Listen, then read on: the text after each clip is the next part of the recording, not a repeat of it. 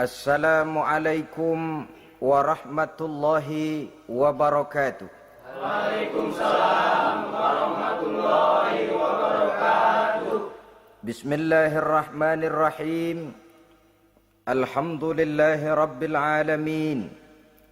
Wassalatu wassalamu ala ashrafil anbiya'i wal mursalin Sayyidina wa maulana Muhammadin wa ala alihi wa ashabihil mujahidin at-tahirin, amma ba'du. Saudara-saudara kaum muslimin rahimakumullah. Pada pertemuan terdahulu kita sudah membicarakan orang-orang yang menjadi teman-teman setan dalam kehidupan di dunia ini. Maka pada pertemuan kali ini kita akan membicarakan tentang siapa yang menjadi musuh-musuh setan di dalam kehidupan. Dengan satu catatan, berbahagialah mereka yang menjadi musuh-musuh setan, tetapi celakalah mereka yang menjadi teman-teman setan. Bagaimanapun juga di dalam kehidupan ini, apabila orang telah memproklamirkan bendera permusuhan kepada kita, maka kita tentu seharusnya bersikap waspada dan mawas diri.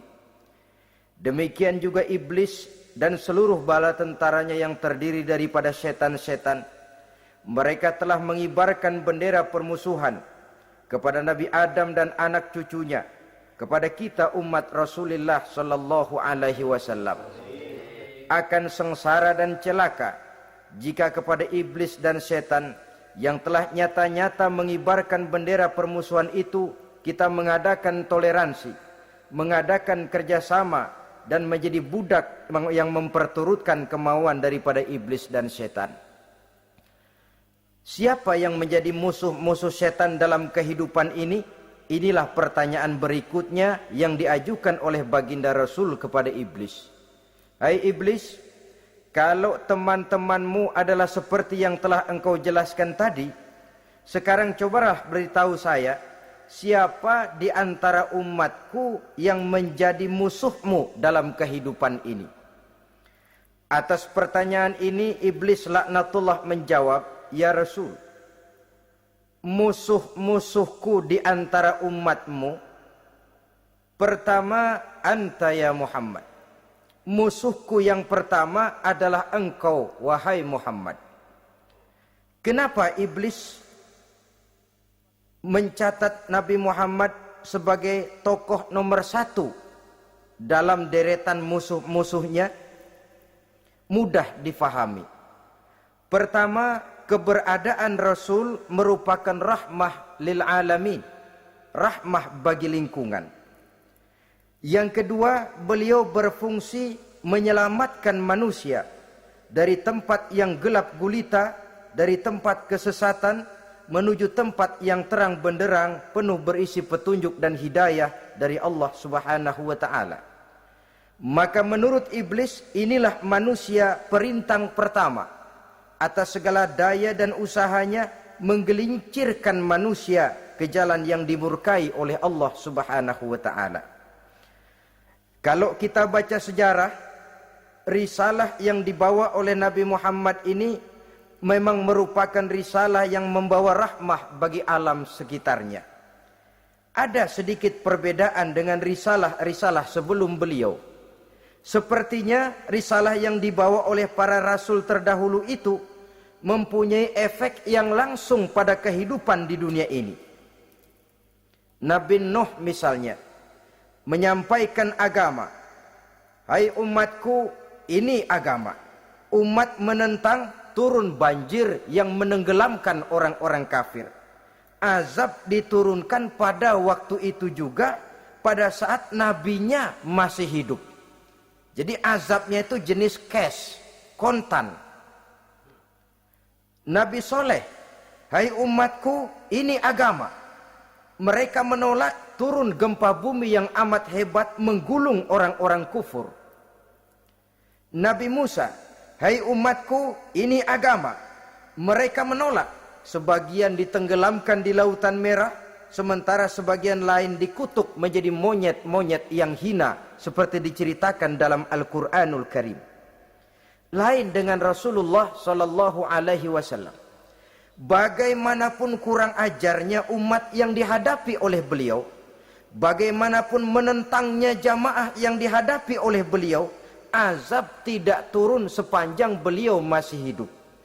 Ini merupakan jaminan dari Allah, wa ma kana Allahu liyu'adzibahum wa anta fihim. Allah sama sekali tidak akan menurunkan azab selama engkau wahai Muhammad masih hidup di tengah-tengah umatmu. Jadi keberadaan Nabi Muhammad merupakan jaminan keselamatan bagi umatnya. Selama beliau masih hidup, azab tidak turun bagaimanapun kurang ajarnya umat. Di sini sedikit bedanya dengan nabi-nabi terdahulu. Juga perbedaan dalam pola dakwah. Nabi Nuh ketika dakwahnya ditolak oleh umat, keluar doanya meminta umatnya ditenggelamkan.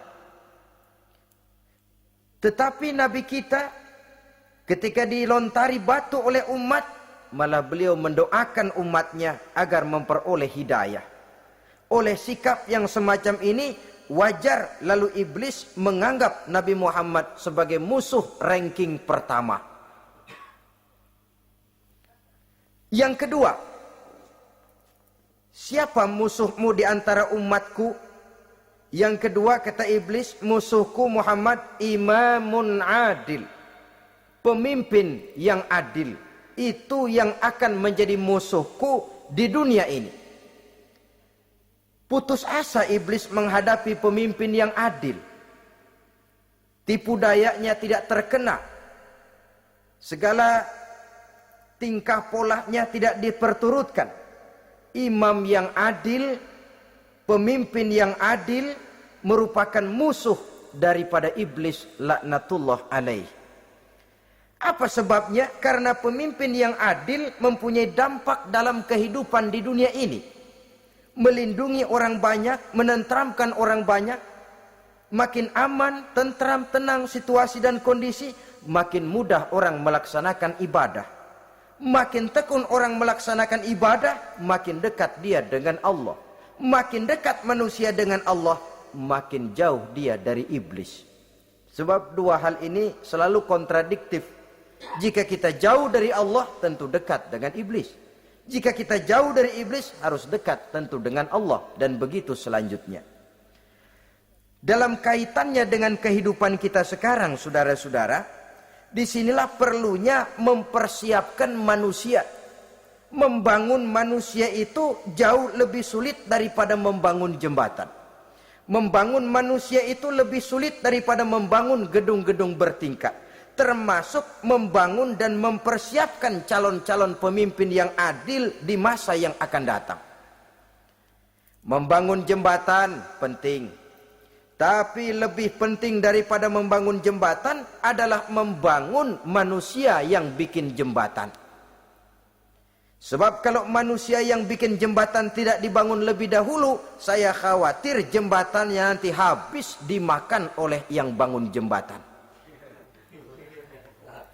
Mengaspal jalan raya penting. Lebih penting dari mengaspal jalan raya, membangun manusia yang mengaspal jalan itu. Sebab kalau manusia yang mengaspal jalan bermental rusak dan bejat, saya khawatir jalan belum selesai, aspalnya habis dimakan oleh yang ngaspal. Inilah pentingnya membangun manusia pembangunan. Semua tugas-tugas besar, semua pekerjaan-pekerjaan yang baik harus berangkat dari niat yang baik, berangkat dari hati yang bersih. Siapapun adanya kita, apapun profesi kita. Yang jadi kiai, marilah berangkat dari niat yang bersih. Yang jadi mubalik, marilah berangkat dari niat yang bersih. Niatnya itu mau menghidupkan Islam atau mau cari hidup jual Islam. Kalau mau menghidupkan Islam, mari sama-sama kita berjuang. Tapi kalau mau cari hidup untuk dengan menjual Islam, minggir saja daripada nanti bikin malu. Yang mengurus masjid, mari berangkat dari niat yang bersih. Ngurus masjid itu niatnya mau menghidupkan masjid atau mau cari hidup di dalam masjid. Kalau mau menghidupkan masjid, mari Tapi kalau mau mencari hidup di dalam masjid, tolong minggir saja daripada nanti bikin aib. Yang jadi orang alim, mari berangkat dari niat yang bersih. Jangan memperjualbelikan fatwa, yang halal dikatakan haram, yang haram jadi samar-samar, nanti membingungkan umat. Berangkat dari niat yang bersih, membangun manusia, pembangunan. Ini barangkali istilah yang lebih kena. Saudara-saudara kaum muslimin rahimakumullah. Setiap kita pada hakikatnya punya bakat. Secara fitrah yang kita bawa. Bakat apapun kita ini punya. Saudara punya bakat jadi pemimpin, saudara pun punya bakat jadi pengkhianat. Saudara punya bakat jadi orang soleh, saudara juga punya bakat jadi orang salah. Saudara punya bakat jadi orang besar, saudara pun punya bakat jadi orang hina. Seluruh bakat ada di dalam diri kita. Tinggal nanti pertumbuhannya mana yang lebih subur. Saudara punya sifat berani, saudara pun punya sifat takut. Seberani-beraninya orang mesti ada sifat takutnya. Nanti mana yang tumbuh lebih subur? Kalau takutnya tumbuh lebih subur, dia akan jadi orang penakut. Kalau beraninya yang tumbuh lebih subur, dipupuk oleh lingkungan, pendidikan dan sebagainya, dia akan tumbuh jadi orang pemberani. Oleh karena itu, agama merupakan lingkungan yang subur untuk menumbuhkan benih-benih yang baik yang kita bawa bersamaan dengan lahirnya kita ke alam dunia ini. Setiap kita, saya, saudara, punya bakat jadi pemimpin, punya bakat jadi pengkhianat, punya bakat jadi pengabdi, punya bakat jadi koruptor, punya bakat jadi pemelihara, punya bakat jadi perusak. Tinggal nanti lingkungan, pendidikan yang menumbuhkan mana yang tumbuh lebih subur. Kalau lingkungan saudara, lingkungan maling, maka sifat pengkhianat akan tumbuh lebih subur. Kalau nanti saudara jadi pemimpin, insya Allah korupsi. Lingkungan yang menumbuhkan sifat mengabdi, sifat berbuat tanpa pamrih, dikalahkan oleh sifat pengkhianat dan korupsi itu yang dibentuk oleh lingkungan, pendidikan, pengalaman dan sebagainya. Oleh karena itu, secara dini agama menanamkan, menyuburkan fitrah-fitrah yang baik yang kita bawa bersamaan dengan hadirnya kita dalam kehidupan ini. Sebab itu seorang penyair bernama Syauqi mengatakan dalam sebaik syairnya, waladatka ummuka ya ibna adam bakian wan nasu haulaka yadhakuna surura. Hai manusia, pada saat kamu dilahirkan kamu menangis dan orang lain di sekelilingmu ketawa. Kakek senyum dapat cucu baru, paman gembira dapat keponakan baru, sementara kita yang lahir menangis. Betul apa benar? Apa ada saudara yang begitu dilahirkan terus nyengir? Saya kira kabur dukunnya itu. Setiap kamu hai manusia lahir dalam keadaan menangis, orang sekelilingmu tertawa. Karena itu katakan kepada mereka yang senyum di sekelilingmu, hai manusia, pada saat saya dilahirkan saya menangis dan kamu semua tertawa. Baik manusia. Tapi nanti pada satu saat harus terjadi kebalikannya. Kalau dikala saya lahir saya menangis dan kau semua senyum, nantilah manusia.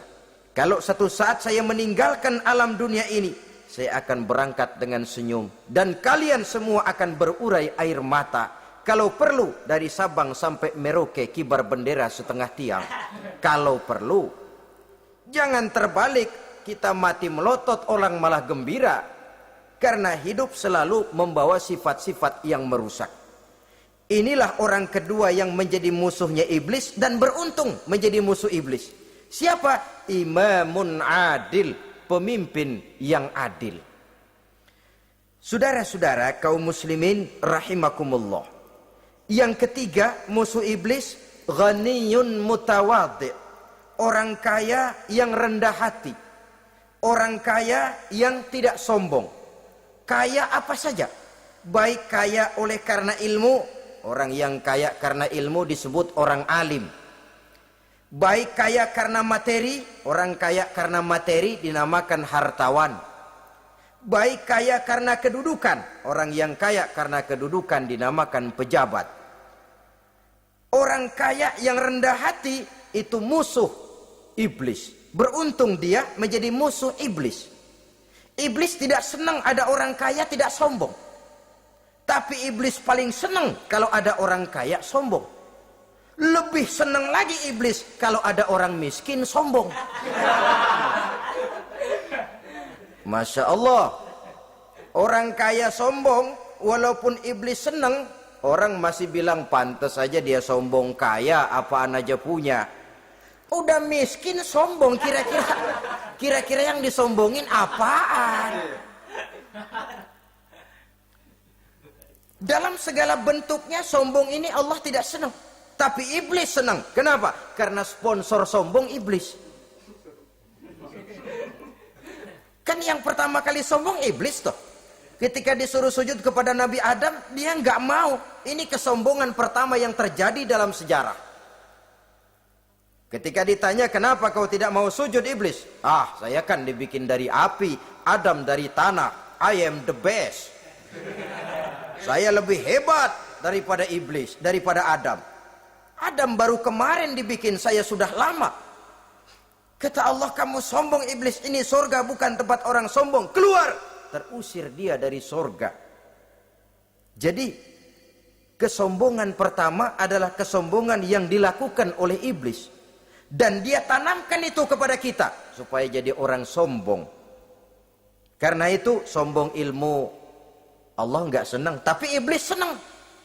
Mentang-mentang ada ilmunya. Nih, satu-satunya ustadz di sini ya. Semua mesti ngaji sama gue. Kalau nggak ngaji sama gue, Islamnya kurang tapi bener. Sombong karena ilmu. Sombong karena pangkat. Mentang-mentang pakai bintang di pundak, jalan pundak duluan. Yang wajar saja hidup ini. Sombong harta pun begitu. Kaum muslimin rahimakumullah. Orang kaya yang rendah hati dimusuhi oleh iblis, tapi dicintai Allah, dicintai Rasul, dicintai malaikat. Caranya bagaimana? Kembali kepada satu kesadaran bahwa pada saat terlahir ke alam dunia ini tidak ada yang pernah kita bawa. Kalau sekarang kita punya rumah, punya kebun, punya kendaraan, punya pabrik, punya segala macam benda, apa itu? Titipan. Pada suatu saat akan diambil kembali oleh yang menitipnya. Kalau titipan itu pandai kita jaga, pandai kita syukuri, titipan akan makin banyak. Sama juga kita dalam kehidupan. Kalau orang bisa kita percaya, saya mau pergi ke luar negeri, rumah saya titip kepada tetangga. Saya pulang dari luar negeri, isi rumah tetap tidak berkurang, malah dibersihi, malah disapu, dihilangkan kotorannya. Tentu bukan main syukur saya, girang saya. Akan bertambah kepercayaan saya untuk menitipkan apa saja. Ini makna la in syakartum la azidannakum wa la in kafartum inna azabi lasyadid. Kalau kamu pandai bersyukur, aku tambah nikmat. Tapi kalau kamu ingkar, azabku teramat pedih. Artinya apa? Nikmat bisa berubah menjadi azab kalau kita tidak pandai mensyukurinya. Ma'asyiral muslimin rahimakumullah. Orang yang kaya ilmu lalu rendah hati, tidak selalu ingin menonjolkan diri. Ini kadang-kadang yang tanggung ini yang bikin berabe. Alim bener enggak, geblek bener juga enggak. Yang sedikit-sedikit mau nonjolin diri.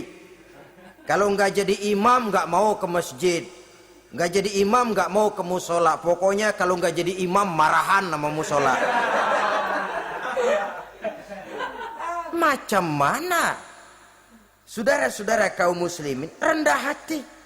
Tidak selalu ingin menonjolkan, sebab orang yang selalu ingin menonjolkan dirinya biasanya orang yang kekurangan kepercayaan kepada kemampuan dirinya sendiri. Dia selalu ingin dinomorsatukan. Dia selalu ingin ditempatkan pada ranking teratas. Dia tidak percaya diri. Orang yang percaya diri dapat bersikap wajar dalam kehidupan. Begitu juga kaya karena harta, dengan menyadari bahwa harta bagaimanapun banyaknya titipan dari Allah. Pada suatu saat akan kembali, dia harus dimanfaatkan sesuai dengan kehendak yang menitipnya. Begitu juga kaya oleh karena pangkat, kedudukan dan jabatan. Pada suatu saat jabatan itu akan hilang dari diri kita. Karenanya sering saya jelaskan bahwa pangkat di dunia ini yang paling tinggi pensiun. Titel yang paling akhir almarhum. Saudara setuju atau tidak, titel itu akan saudara dapat. Bagaimanapun kita cinta kepada pangkat, kedudukan, entah pada akhirnya satu saat akan sampai kepada posisi yang namanya pensiun. Kalau sadarlah kita kepada pemikiran ke arah sana, maka untuk mencapai kekayaan, baik kekayaan harta, kekayaan kedudukan, tidak lalu menghalalkan segala cara untuk mencapai tujuan, tapi dibatasi oleh norma dan kaedah yang harus dia taati, baik kaedah agama maupun kaedah bernegara. Inilah orang ketiga yang menjadi musuhnya iblis, orang kaya yang rendah hati, orang kaya yang tidak sombong. Yang keempat, saudara-saudara, tajirun shadiq, pedagang, pengusaha yang jujur. Iblis gedek betul, benci bukan main sama pengusaha, sama pedagang yang jujur, yang tidak ngurangi timbangan, tidak nipu pembeli, tidak barang yang jelek dibilang bagus, atau yang bagus di atas yang jelek di bawah, atau dicampur yang baik dengan yang jelek supaya kelihatan semuanya jadi baik. Semua orang ingin untung, tidak ada kecuali siapapun orangnya, dan itu wajar. Setiap manusia ingin mendapat keuntungan, kalau perlu dengan modal minimal mencapai keuntungan maksimal, seperti yang diajarkan oleh teori ekonomi. Itu kan yang namanya produktif kan. Satu usaha dinamakan produktif, bagaimana kita mengeluarkan modal minimal bisa mencapai keuntungan maksimal. Silakan. Bahwa manusia ingin untung itu insting, naluri, fitrah. Tidak ada orang yang mau rugi. Tapi cara mencapai keuntungan itu yang membedakan antara seorang muslim dengan yang bukan muslim.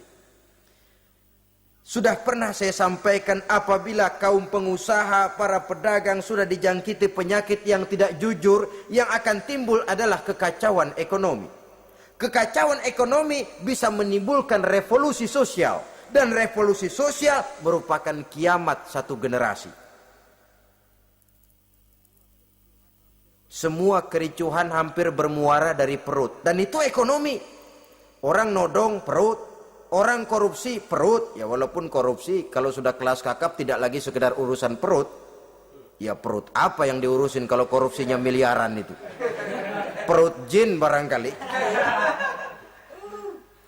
Saudara-saudara kaum muslimin rahimakumullah. Oleh karena itu, pedagang yang jujur, pengusaha yang jujur, ini merupakan musuh iblis. Iblis tidak senang kalau ada pengusaha yang jujur. Iblis tidak senang kalau ada pedagang yang jujur. Tapi iblis akan tepuk tangan kalau pedagang sudah selingkuh, kalau pengusaha sudah nipu. Ada orang bilang, sekarang mah kalau jujur-jujur bener nggak makan apa-apa dong kita. Sebab katanya jangan lagi nyari yang halal, sekarang ini yang haram aja seret. Rupanya sering masang undian nggak pernah kena. Lalu bilang jangan yang halal, yang haram aja nggak kena-kena katanya. Sebenarnya bukan itu masalahnya, saudara-saudara. Bukan itu masalahnya. Masalahnya ialah bahwa kejujuran membawa keberkahan. Ini kalau kita berpikir dengan kacamata agama. Keberkahan merupakan sumber ketenangan. Dan ketenangan ini tidak bisa dibeli dengan materi yang bagaimanapun banyaknya.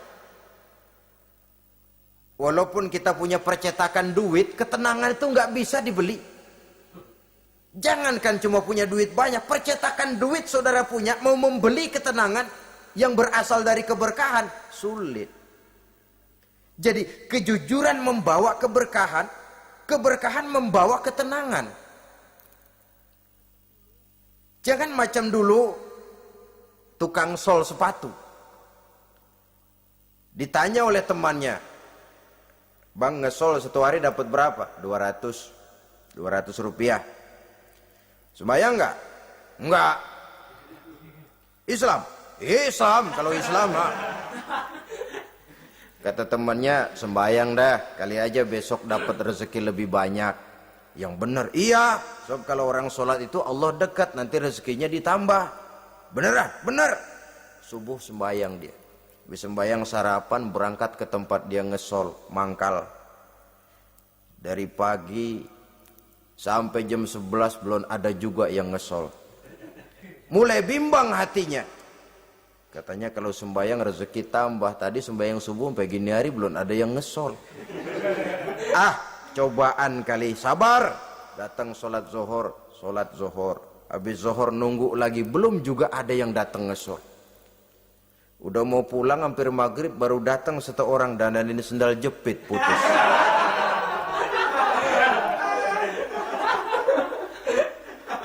Sudah bayar 25 rupiah, pulang dia si tukang sol ini, ketemu sama temennya yang nyuruh sholat tadi. Ditanya, "Bagaimana penghasilan ini hari?" Apa dijawab? "Gua kapok deh sembahyang."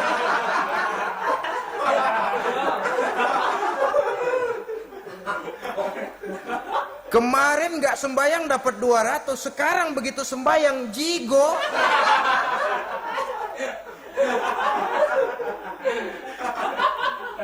Dia tidak sadar bahwa dari kacamata agama 25 rupiah yang membawa berkah jauh lebih baik ketimbang 200 uang panas. Dari kacamata agama 25 rupiah yang membawa berkah lebih baik daripada 200 rupiah tapi panas. Sebab panas menjauhkan kita dari ketenangan. Itulah sebabnya maka pedagang yang jujur, pengusaha yang jujur menjadi musuh setan dan beruntung. Sekarang jadi pengusaha jujur-jujur nggak dapat proyek, Pak. Kalau nggak bisa semur. Padahal agama sudah menjelaskan ar-rashi wal murtashi finnar. Orang yang nyogok dan orang yang disogok dua-duanya neraka.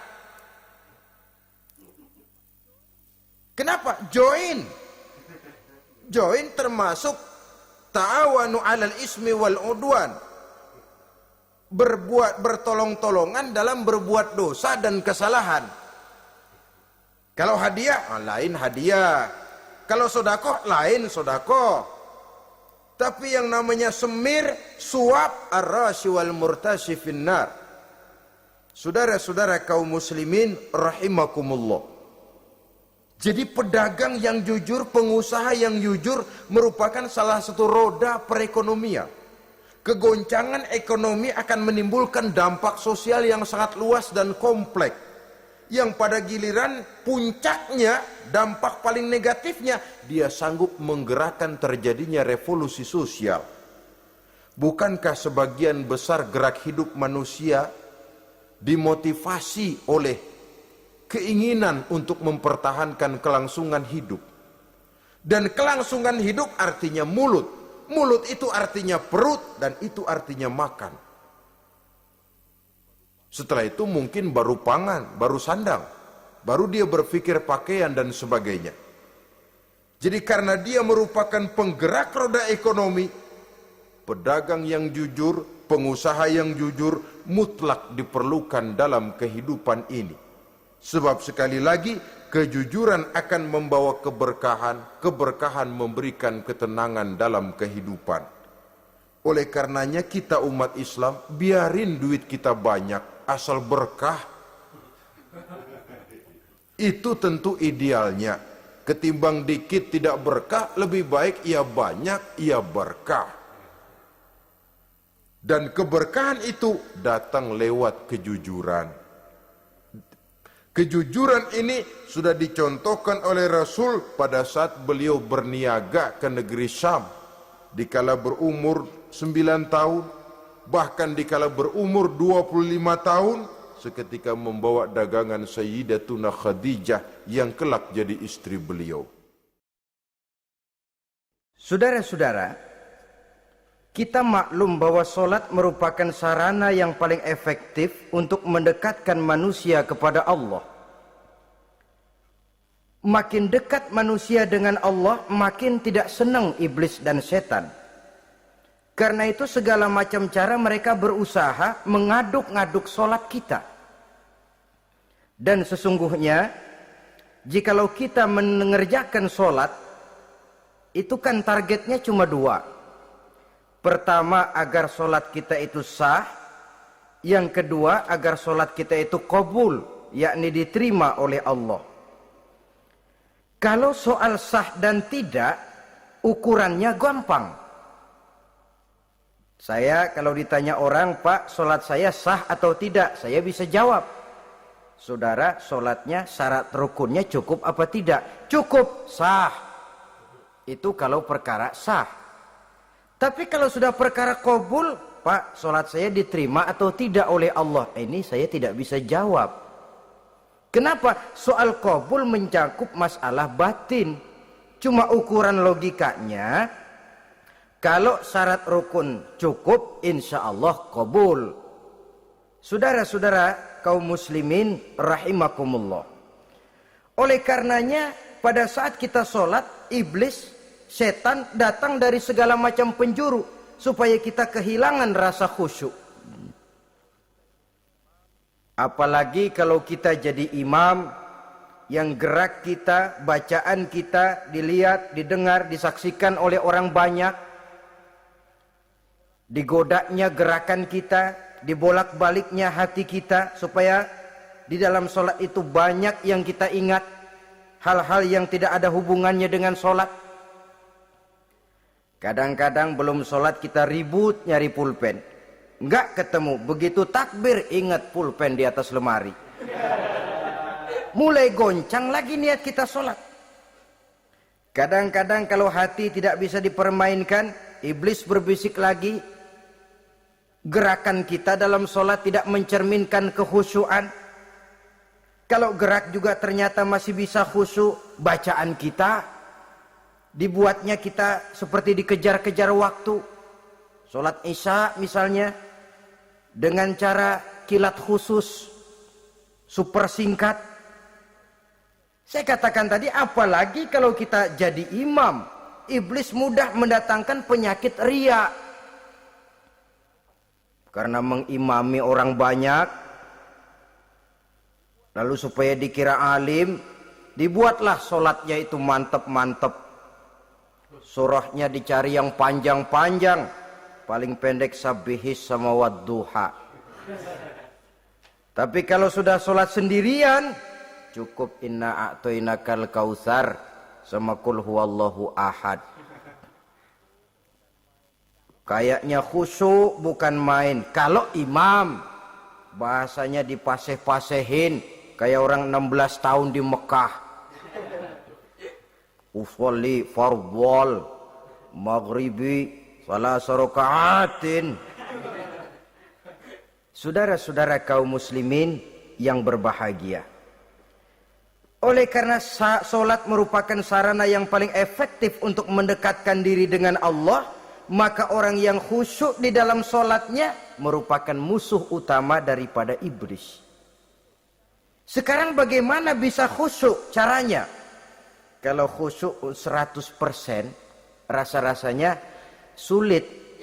Untuk sampai ke arah sana, orang memerlukan tahapan. Kepada Imam Ali karramallahu wajhah, baginda Nabi pernah memberikan satu tes case. Ali, saya ya Rasul, kalau kau bisa sholat 2 rakaat saja dengan khusyuk, aku kasih hadiah sorban. Baik ya Rasul. Sembayang Imam Ali 2 rakaat. Selesai sholat, assalamualaikum, wassalamualaikum. Rasul bertanya, yang mana sorbannya Li? Tanpa nengok, Imam Ali menjawab, yang hijau ya Rasul. Setelah menjawab yang hijau, Rasul berkata, kamu tidak khusyuk Li.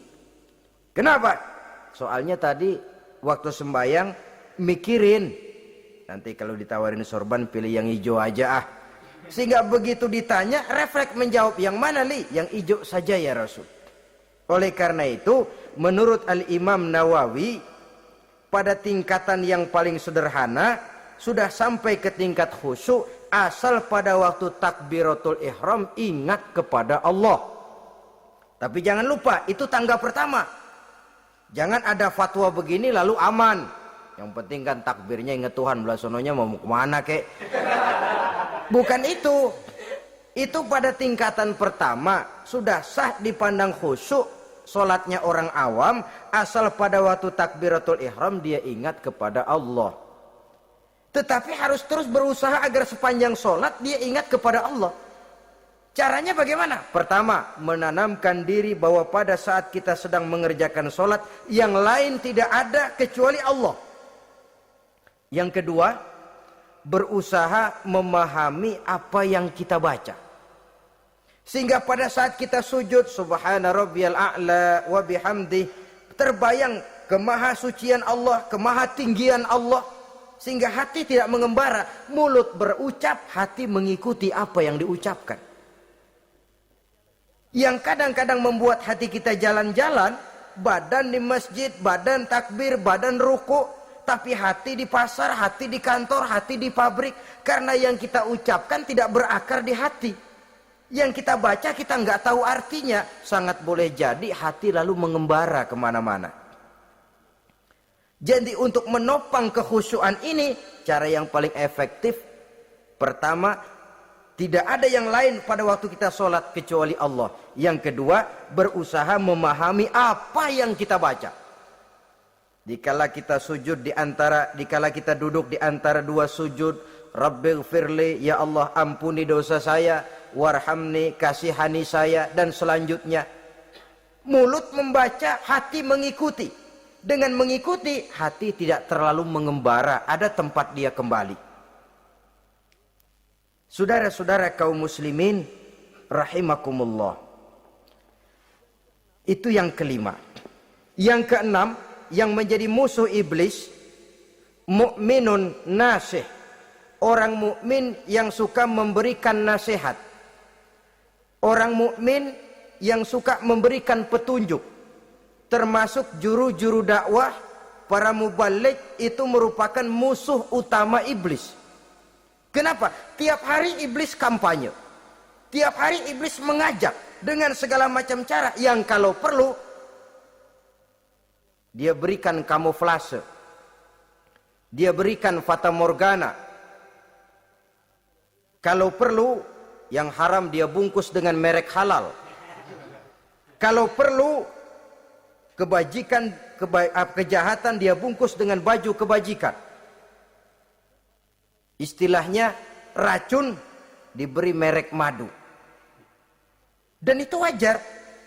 Cuma kita tentu harus punya filter, daya saring positif agar tidak salah pilih.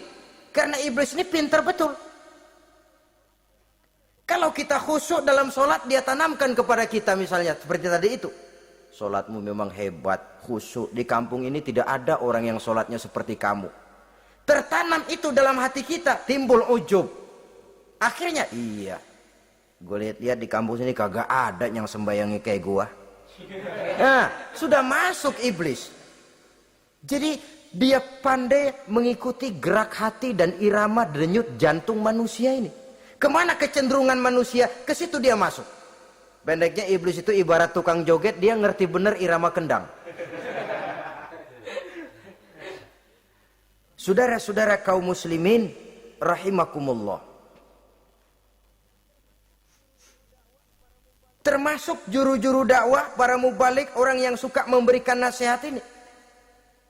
Mereka memberikan filter kepada umat, kepada jamaah, jangan sampai salah pilih. Dan iblis menyesatkan kita supaya kita salah pilih. Satu contoh ringan.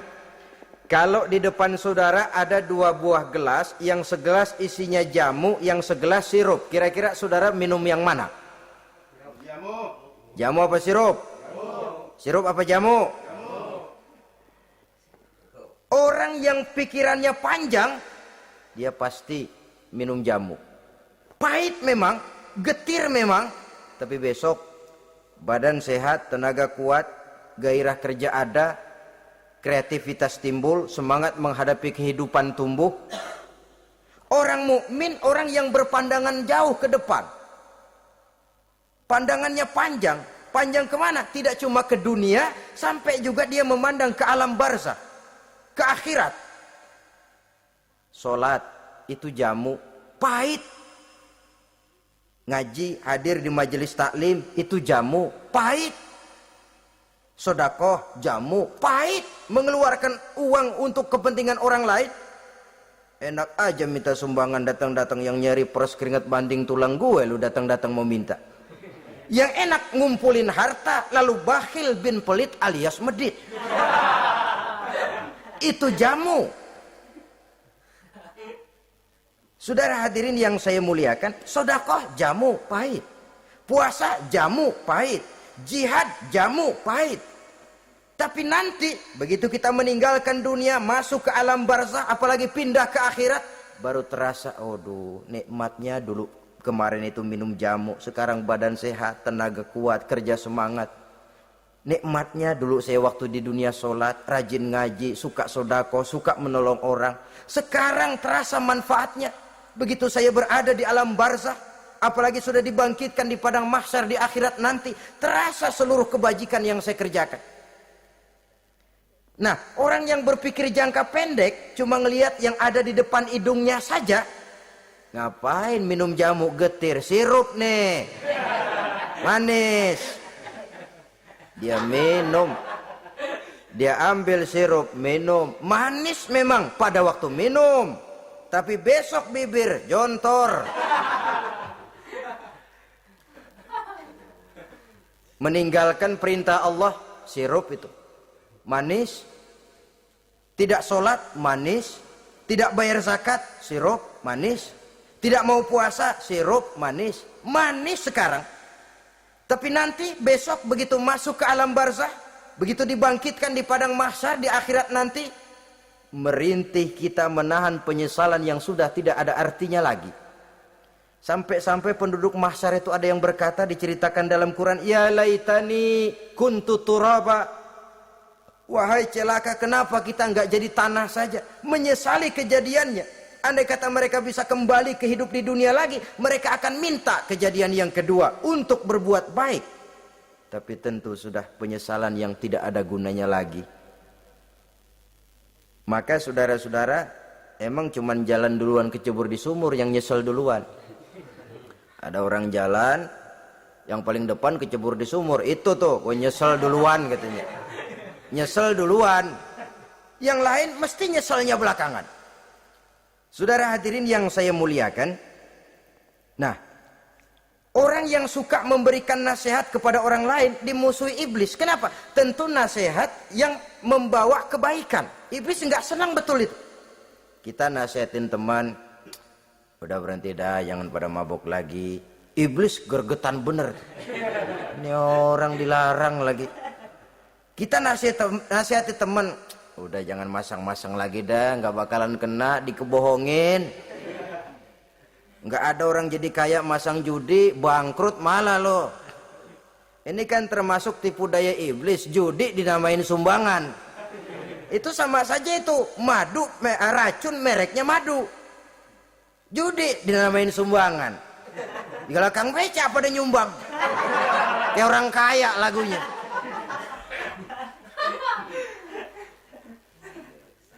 Saudara-saudara kaum muslimin rahimakumullah, adalah kewajiban kita memang untuk tawasau bil haq, saling nasihat menasihati. Setiap kita juru dakwah, setiap kita wajib menyampaikan apa yang sudah kita tahu kepada orang yang belum atau kurang tahu. Saudara yang bisa bismillah wajib mendakwahkan bismillah itu kepada orang yang belum tahu bismillah. Saudara bisa Fatihah harus menyampaikan itu kepada orang yang belum bisa Fatihah. Persetan dengan orang lain.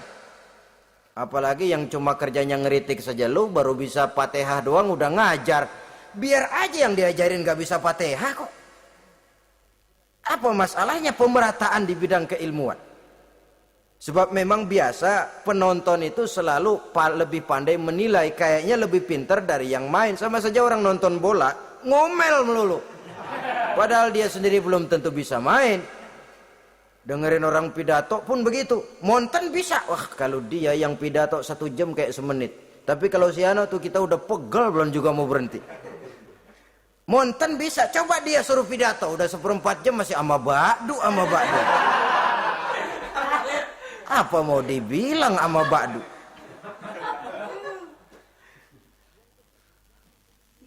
Yang ketujuh, yang menjadi musuhnya iblis, taibun sabitun ala taubatihi, orang yang bertaubat dan tetap di atas taubatnya. Secara jujur, tidak ada manusia yang tidak punya salah. Dan orang yang baik memang bukan orang yang tidak punya salah. Karena tidak ada orang yang tidak punya salah. Orang yang baik adalah orang yang apabila melakukan kesalahan dia segera sadar, dijadikannya itu sebagai pelajaran untuk tidak diulanginya lagi pada masa yang akan datang.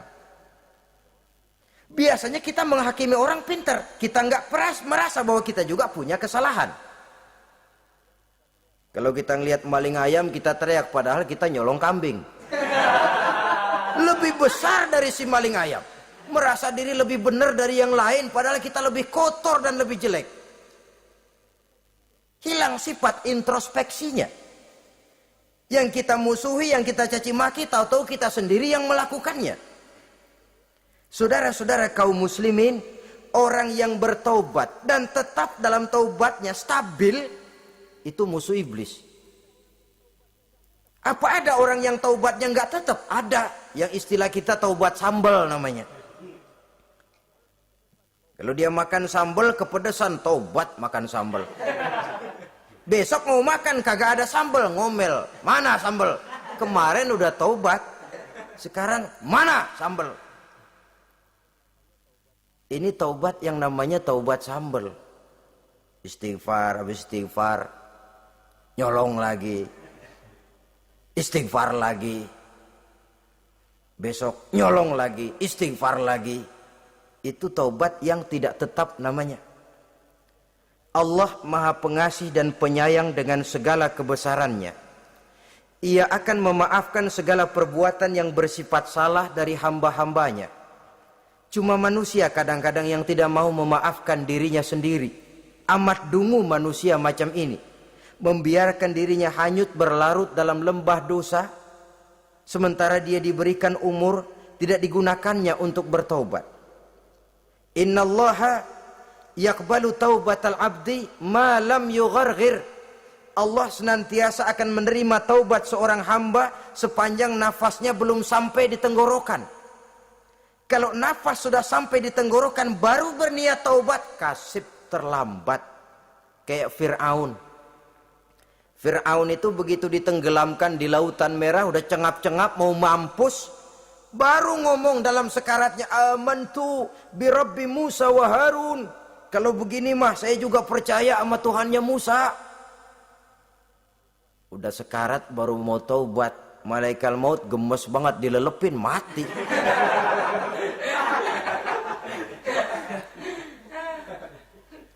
Nah, kepada adik-adik remaja, biasanya kalau sudah bicara taubat, pikiran kita, taubat mah urusan 70 tahun ke atas. Kita masih lama ini. Sebenarnya tidak. Masalah taubat adalah masalah salah dan dosa. Masalah salah dan dosa adalah masalah manusia. Sejak dia akil balik sampai ajal datang merenggut nyawa. Hidup ini tidak selalu berjalan mulus. Hidup ini tidak selalu berjalan di atas kertas putih. Kadang kita tersilap, kadang kita tersalah. Kadang situasi dan kondisi menyebabkan kita berbuat lain dari yang seharusnya. Itu kehidupan. Silih berganti. Oleh karenanya pesan Nabi, wa'atbi'i sayyi'atal hasanah. Perbuatan salah ikuti dengan kebajikan. Dosa iringi dengan taubat. Jangan nunggu. Saya untuk taubat takut nanti bikin lagi. Nah, ini namanya punya harapan mau bikin lagi. Nanti aja dah kalau tua-tuaan. Saudara, kalau dosa itu ditumpuk, itu sama saja kotoran yang menodai hati. Kalau kotoran nggak rajin kita bersihin, dia akan berkarat. Dan kalau sudah berkarat, sudah sulit untuk dibersihkan. Itu makna ungkapan Imamul Ghazali, hati manusia sebening kaca. Lapisan dosa yang dia kerjakan adalah debu yang menutupi jernihnya kaca. Orang yang bersih dari dosa, dekat dengan Allah, hatinya jernih seperti kaca. Dari hati yang jernih, radarnya kontak kepada Allah. Sinyalnya nyambung channelnya itu. Getarannya hebat. Wajar kalau lalu dia bisa tahu apa yang besok akan terjadi. Diberitahu oleh Allah. Yang namanya ilmu laduni itu. Ilmu yang ditransfer langsung oleh Allah. Karena kebersihan hatinya. Ah, mana ada orang nggak belajar bisa pinter. Iya, kalau hatinya butek emang nggak ada. Tapi kalau Allah mau berberangkat dari hati yang bersih, yang kontaknya nyambung kepada Allah, hati itu seperti kaca, kata Imam Ghazali. Dosa yang kita lakukan adalah debu. Kalau debu sedikit datang kita lap, datang lagi kita bersihin, datang lagi kita bersihin. Insya Allah nggak sampai jadi noda di atas kaca itu. Tapi kalau nunggu debu itu sampai bertumpuk, besok aja ngelapnya dah, besok aja ngebersihinnya, bertumpuk dia, sulit membersihkannya. Walaupun kena, nodanya tentu tertinggal di atas kaca itu. Karena itu, dalam kehidupan remaja misalnya, pemuda misalnya, kita tidak bisa menolak mode. Tidak bisa menolak musim. Modenya disco, disco, modenya breakdance, breakdance, modenya joget, joget, modenya jaipongan, jaipongan. Mode pada waktunya habis, ya habis. Tapi bagaimanapun dia akan punya dampak, memberikan bekas dalam membentuk kepribadian. Dan ini efek yang tidak kita inginkan. Efeknya, bukan modenya itu. Jadi oleh karenanya saudara-saudara, masalah taubat bukan masalah 70 tahun ke atas, tapi masalah manusia sejak dia akil balik sampai ajal datang merenggut nyawa. Sepanjang nafas belum sampai di kerongkongan, Allah akan menerima taubat seorang hamba. Bahkan dalam hadis qudsi Allah menyatakan, "Lau amiltumul khotoya hatta mala'atis sama, thumma nadimtum, fataballahu alaikum." Kalaupun kamu berbuat dosa sampai penuh langit dengan dosamu, kemudian kamu bertaubat dan menyesal, Allah pasti akan menerima taubatmu. Jadi orang yang taubat dengan sebenarnya dan tetap dalam taubatnya, itu musuh iblis. Tapi orang yang taubatnya angin-anginan, iblis demen banget. Dari sembahyang, besok mabok, besoknya lagi nyolong, besoknya lagi zina, besok tobat lagi. Kata iblis, surak, iya lu gocet dah Tuhan.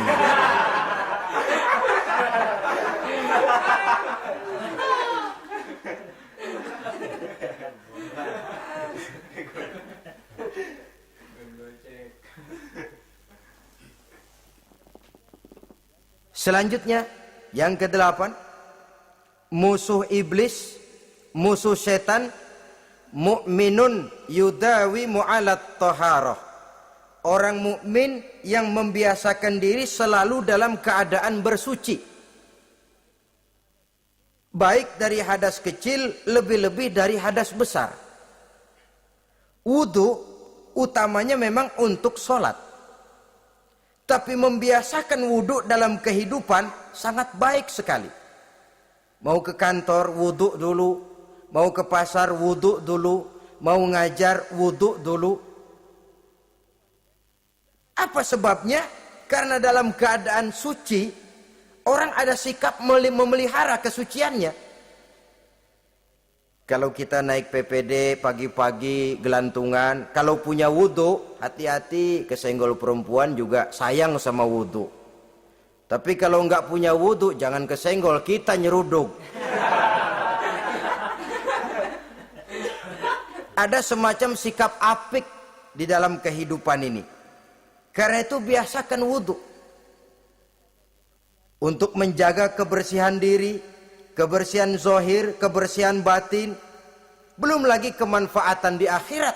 Sebab kata Nabi, "Inna ummati ya'tuna yaumal qiyamah ghurran muhajjalin min asaril wudu. Umatku di akhirat nanti akan datang menghadap Allah dengan muka berseri-seri, bersinar-sinar dari sebab sering wudu. Sehingga tidak usah mengaku pun Rasul akan memanggil karena muka yang sering tersentuh air wudu ini.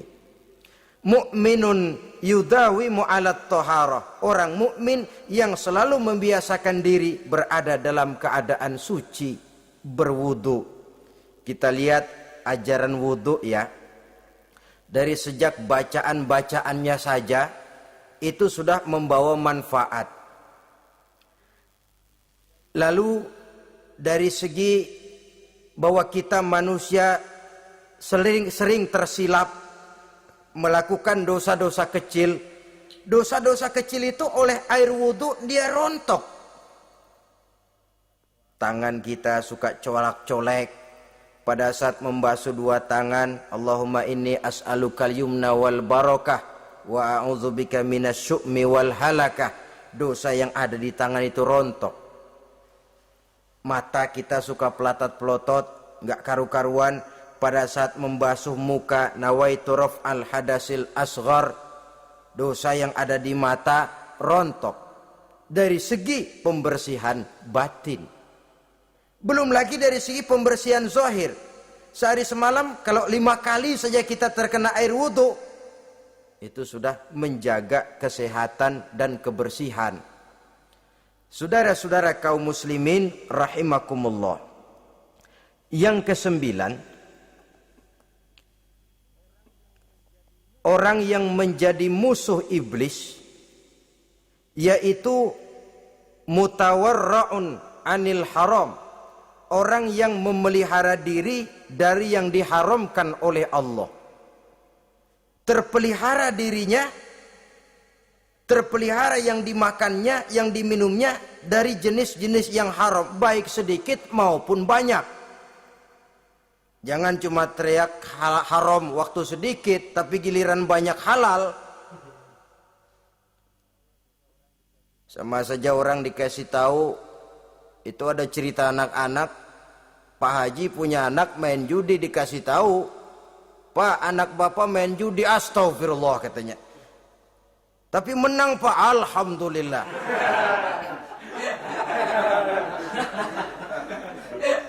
Ini kan sama saja, giliran sedikit dibilang haram karena dia nggak dapat jatah, begitu dapat banyak dan dia kecipratan jadi halal. Yang sedikit haram, banyaknya pun juga haram. Yang banyaknya haram, sedikitnya juga haram. Ada orang bilang minuman keras kalau nggak mabokkan nggak haram. Yang memabokkan banyaknya, sedikitnya tetap saja haram. Ma askaro kasiruhu faqaliluhu haramun. Apa yang banyak menyebabkan jadi mabuk, sedikitnya pun juga haram. Saudara-saudara kaum muslimin, yang ke-10 yang terakhir, musuh daripada iblis ialah mukminun rahimun, orang mukmin yang berhati pengasih. Orang mukmin yang suka menyambung silaturahmi. Orang mukmin yang tidak suka bertengkar. Orang mukmin yang tidak suka marah-marahan. Kalaupun terpaksa marah, tidak lebih daripada 3 hari. Jadi boleh saja marah kalau alasannya tepat, tapi nggak lebih dari 3 hari. Kalau perlu bikin perjanjian, kita marah ya 3 hari. Itu limit, tidak halal kata Nabi bagi seorang muslim menjauhi saudaranya lebih dari 3 hari. Tidak halal itu artinya haram. Kita ini kadang-kadang kalau sudah marahan sama tetangga kah, sama teman kah, kadang-kadang suka berlaku perpanjangan waktu. Tidak cukup perpanjangan waktu, ditambah lagi perpanjangan generasi. Enggak cukup kita yang marah, orang lain kita sundut-sundut supaya ngikut marah lagi. Marah pakai ngundang. Kayak mafia lagunya, udah dia marah, orang lain lagi disuruh marah. Saudara hadirin yang saya muliakan, mukmin yang punya sifat belas kasih, berhati jernih, itu musuh utama dari iblis. Tapi mukmin yang suka marah-marahan, tukang hasut dan tukang bakar, itu teman-teman iblis. Oleh karena itu, mudah-mudahan kita semua menjadi musuh iblis. Dan jangan menjadi musuh iblis. Jangan menjadi teman iblis. Sebab iblis sudah kadang memproklamirkan permusuhan. Sekali dia musuh kita, selamanya dia akan tetap menjadi musuh kita. Berusahalah untuk menjadi musuh iblis dan jangan sekali-kali toleransi. Jangan berusaha menjadi teman iblis. Inilah yang kita bicarakan pada pertemuan ini. Mudah-mudahan ada manfaatnya. Terima kasih atas segala perhatian. Mohon maaf atas segala kekurangan. Wassalamualaikum warahmatullahi wabarakatuh.